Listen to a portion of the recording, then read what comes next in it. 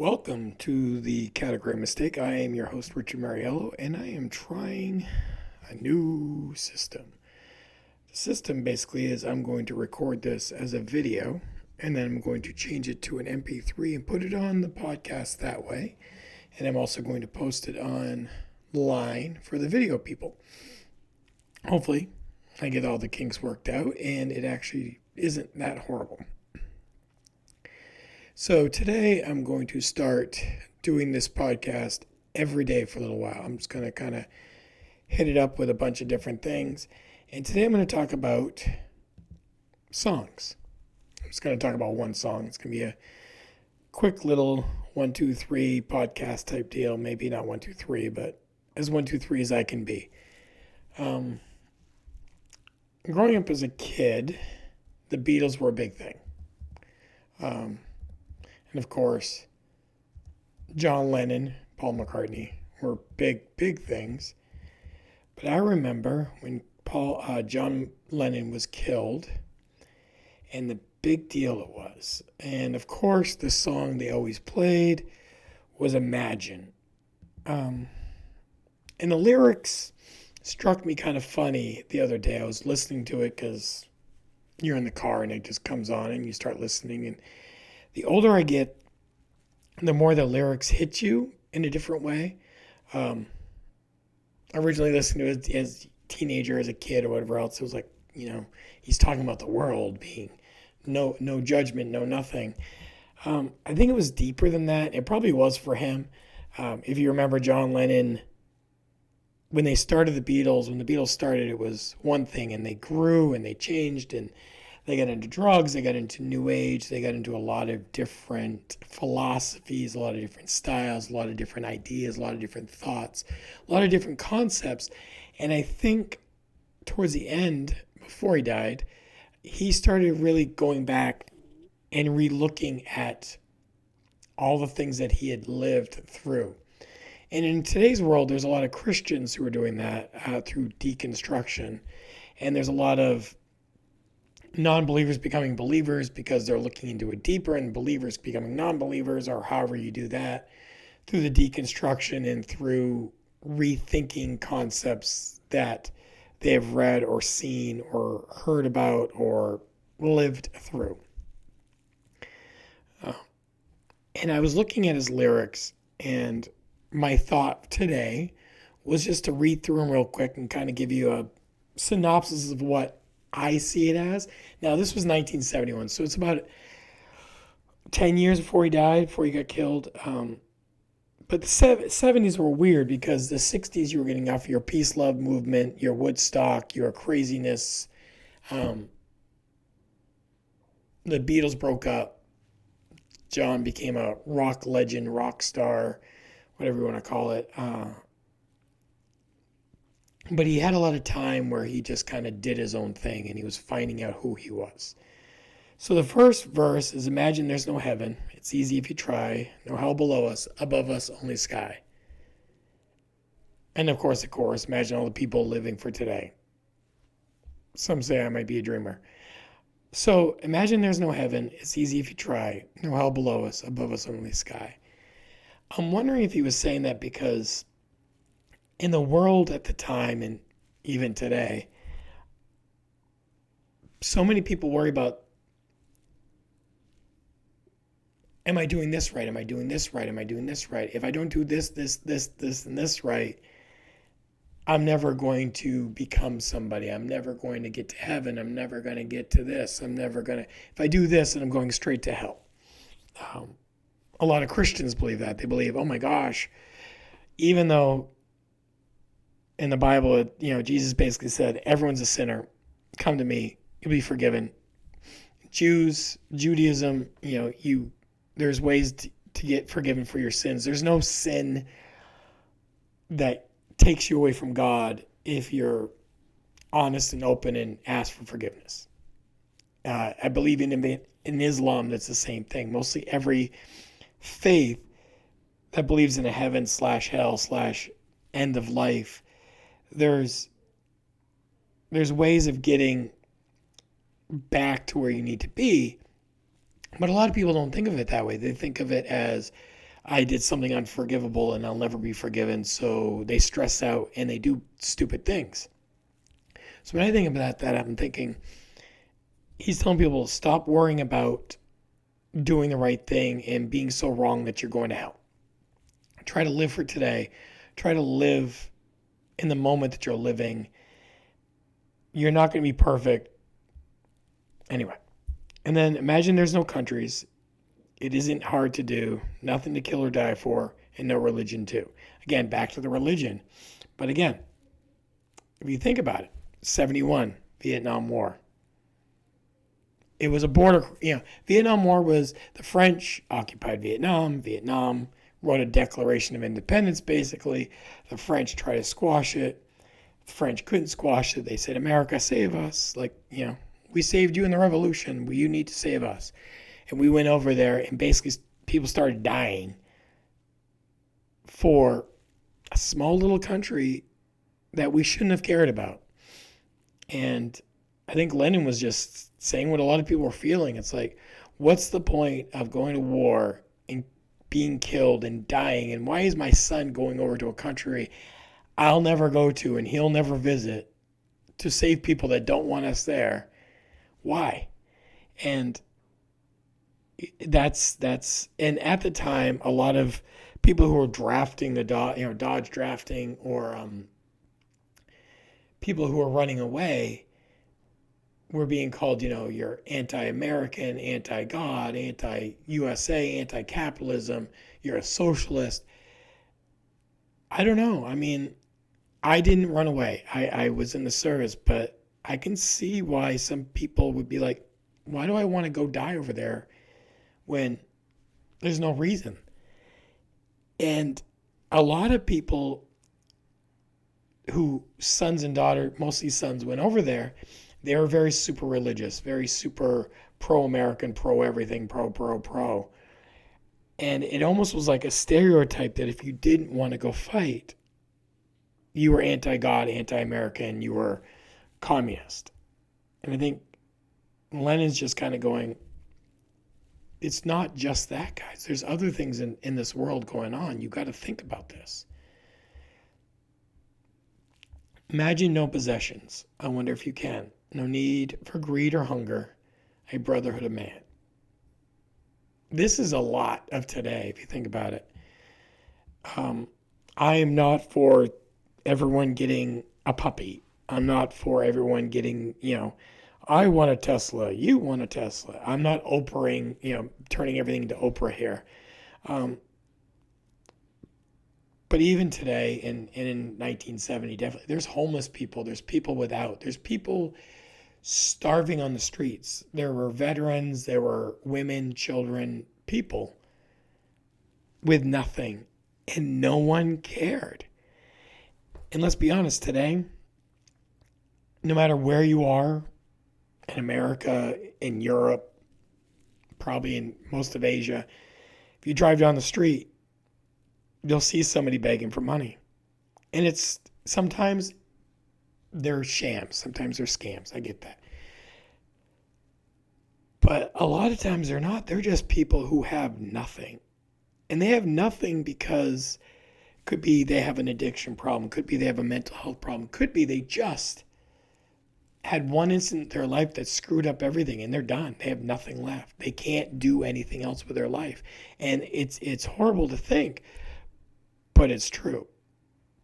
The world today, the world for the last 100 years, it makes you're either going to survive or die. Everyone owns things, even in Russia, in the USSR, even during the communist age, even in China, even in, not North Korea probably, because I have no idea, no one really goes there, but North Korea is probably not the greatest place to either. But even in communist Soviet Union, there were still people who had and the had-nots. Venezuela, there's have and have-nots. There's never been an actual socialist society that's existed. And all the people say, oh, America's, we're going to be socialists, or we're never going to be socialists. Our schools are a socialist program. A lot of our healthcare is socialist. A lot of our infrastructure is socialist. Social Security, it's in the name, socialist. Food stamps, socialist. All of these things are, we pay taxes to help out those in need. The VA is a socialist program. You pay taxes, the VA helps veterans who need it or who have earned it, who have nothing else. So all these people out there, all you people who think, oh my God, we're never going to be socialists. Socialism is horrible. Use socialism every day. Every day. There's no way around it. So you can say, Lenin was a free-loving hippie and da-da-da-da. He really wasn't. What he was saying is, we got to stop caring about our 4 cars, our 3-car garage, our jacuzzi hot tub, and all this garbage that we do nothing with. I mean, I've seen people who have so much, and when you talk to them about it, they're like, well, I just wanted it, so I got it. Instead of going, what else can I do? Now, there are plenty of people out there who give and give and give and give and give. And that's amazing. Those people are, you go. But I'm just as much to blame as the next person. I have things I don't need, I want. Now, I have given to others. I have helped others a lot. I wouldn't say I'm super awesome at it, but I try to give to people. I try to change my community through my actions. And sometimes it works great. Sometimes I explode, blow up, and nothing good happens from it. But at least I give effort. There are a lot of people out there that don't give any effort because it's all about me, me, me, me, me. This has nothing to do with religion. This has nothing to do with, what political party you're in. This has nothing to do with that. It just, some people just want to give and help, and some people don't. There are plenty of rich people who help. There are plenty of rich people who don't. There are plenty of poor people who help. There are plenty of poor people who don't. And that doesn't make them bad people, but like the song kind of says, imagine all the people sharing all the world. It's true. What would happen if we just stopped fighting over stupid? Instead of every year someone spending $1,000 on a new iPhone, don't. Or every year, the economy would go crazy because who knows? Or having your car last longer. Or just simple things like, why are we spending so much effort to make ourselves look better? We spend money to make ourselves look better every day. Why? Are we that worried about being better than our neighbor that we don't ask what we can do for our neighbor? And I think that's a big conundrum we have.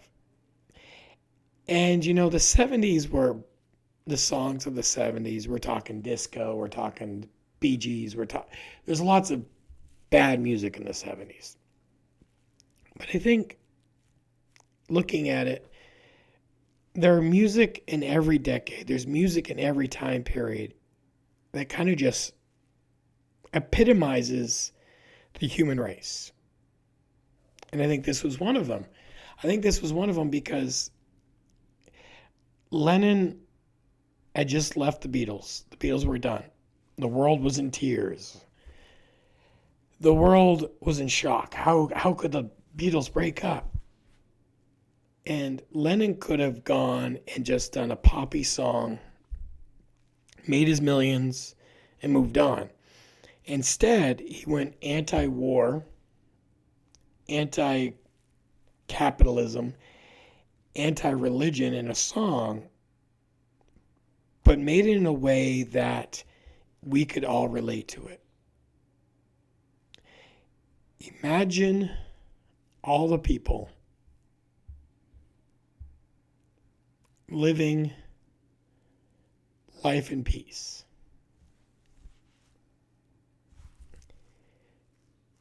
In my lifetime, the world has never been at peace. And I don't care who's watching this, the world has never been at peace in your lifetime. I mean, I'm a history teacher by trade. Not always the best one, but I am a history teacher by trade. And the world hasn't had peace. During the Roman times, the Romans sometimes would just invade people just to keep sharp. So they would start a war just out of spite. Same with the Spartans, same with the Greeks, same with the Macedonians, same with the Jews / Israel, the Egyptians, the people of this world. We can't stop killing each other, feeling like we need to have ultimate power. So it's crazy because in a song he's saying, imagine life in peace, living life in peace. It's not going to be actual peace. Can you have peace within yourself? Could you be happy with who you are? Could you be happy with where you are, where you live, who you're with? Could you be happy just breathing? Imagine all the people living for today, not worrying about tomorrow, not worrying about tomorrow the gas prices are going to go up, or eggs are going to be $97 a dozen, or something. We can't control tomorrow. I can't. Maybe you can. I can't. I can't control what happens tomorrow. I'm not going to be able to, and I won't. And that's okay. I wish I could, but I can't. And I really don't know what else to say about it other than one day, if you're a Christian, if you're a Jew, if you're Islamic, if you're not, whatever you are, your life's going to come to an end. And depending on what you believe, how you believe, where you believe, you're either going to have an afterlife or you're not. Now, the afterlife, I hope for me, I believe for me, I expect for me, is I'm going to live in heaven where there's no more war. No more war. It sounds stupid. Everyone's like, oh, heaven, no pain, no suffering, no war. We're going to stop killing each other out of spite. There's a war in Ukraine going on right now. The war in Ukraine has nothing to do with, I don't know, it has nothing to do with what war should be fought over. The Ukrainians didn't bomb Russia. The Ukrainians didn't steal Russia's girlfriend. In the 1990s, Ukraine separated from Russia like everybody separated from the USSR. And Putin, President Putin, Vladimir Putin, whatever you want to call him, didn't like it. And he invaded a year ago-ish. He started bombing the bejesus out of Ukraine. Now, might be controversial. I'm not a big fan of the Ukraine. I'm also not a big fan of Russia. Both countries have a horrible history when it comes to how they treat people who are different than they are. If you are white, straight, Ukrainian, or Russian, you're good. But if you're female of color or male of color, if you're a different sexual orientation, if you believe in a religion that isn't approved, you're not doing so well there. If you believe that, you know, everyone should just get along and let's just help each other out, you're probably not going to be welcomed in one part or the other. I know some people from that area, and they're like, "What are we going to do?"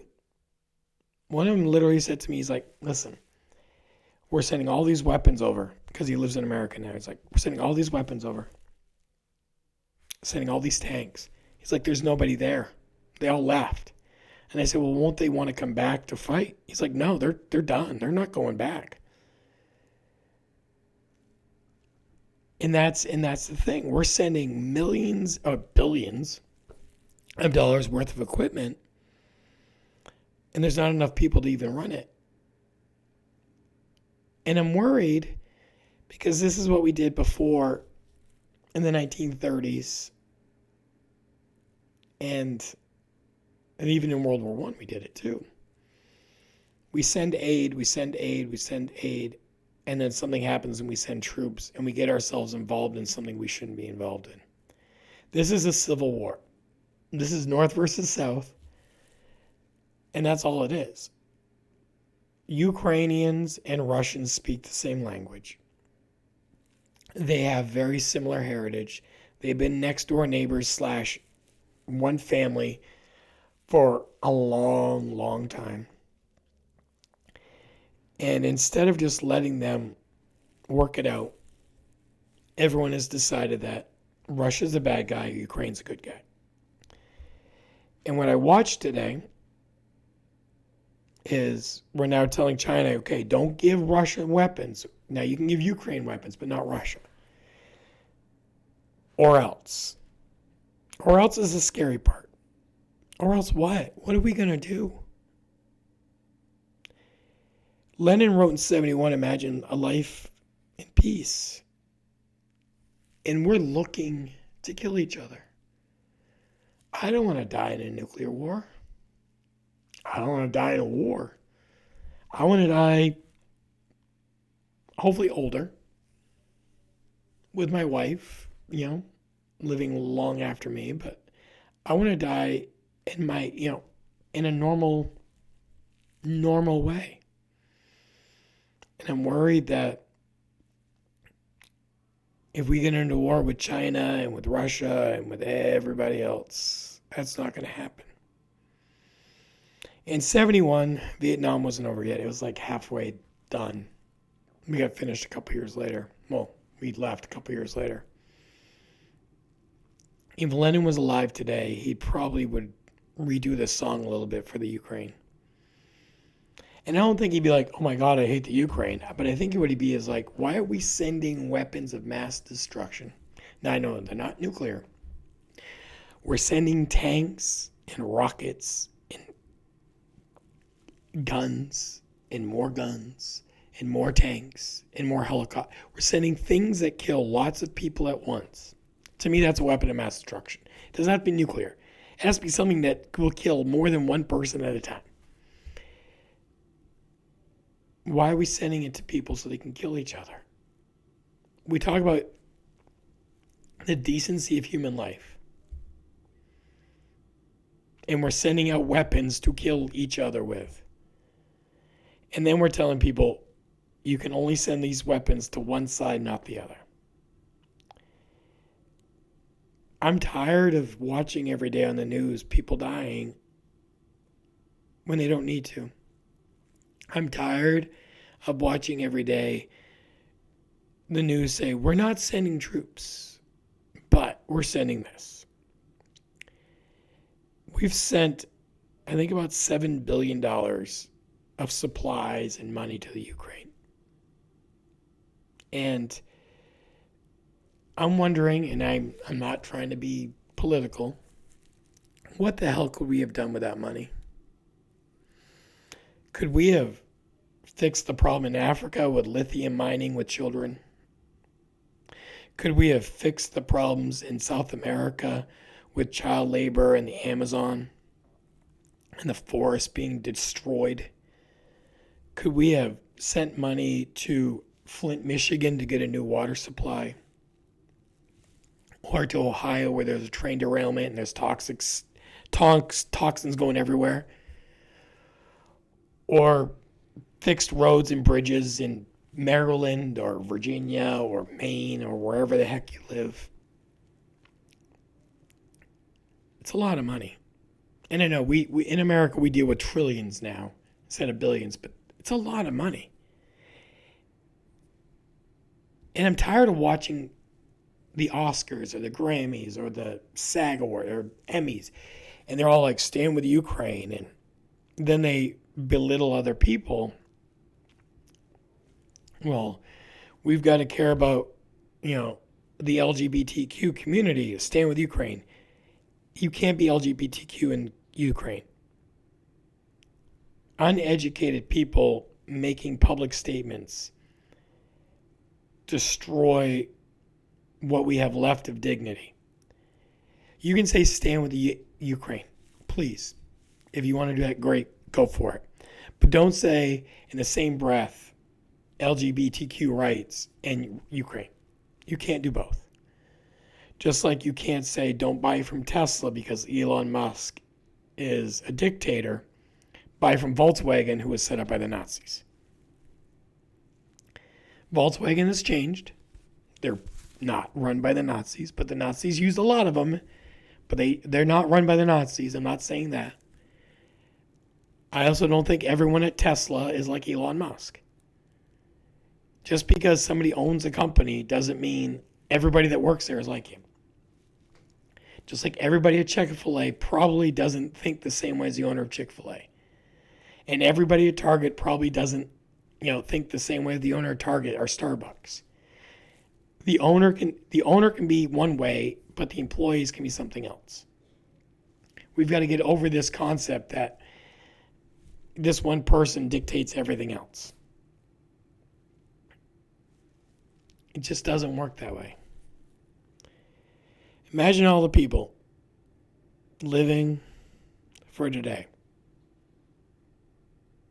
Stop trying to live for tomorrow. Stop trying to be something you're not.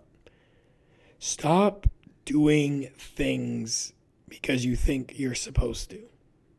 I'm horrible at it. My whole life I've been trying to live up to a standard I cannot live up to. And until this past week, I thought I had to. Things changed in my life. I found out a lot of things that I've been pushing for mentally. I didn't need to. My world wasn't the way I thought it was. And now I understand that. I just wish I would have known that 40 years ago. But hey, knowing now is better than never knowing, right? So thank you for watching / listening, participating. I'm going to do this every day for a while. I'm just going to keep posting. Maybe someone will watch, maybe some won't. I'm hoping to get better lighting, better camera. Again, I had one, but I don't know what happened to it. I probably packed it away. I did stop this for a while. I was depressed. I was sad. I was upset. I was fighting some mental demons. And I know maybe not all of you do, but I did. I was fighting, and honestly, I almost lost, but I won. I'm back. I'm here. I'm in one piece. But I'll get into more of that later. Thank you all for your support, and I will be talking to you soon.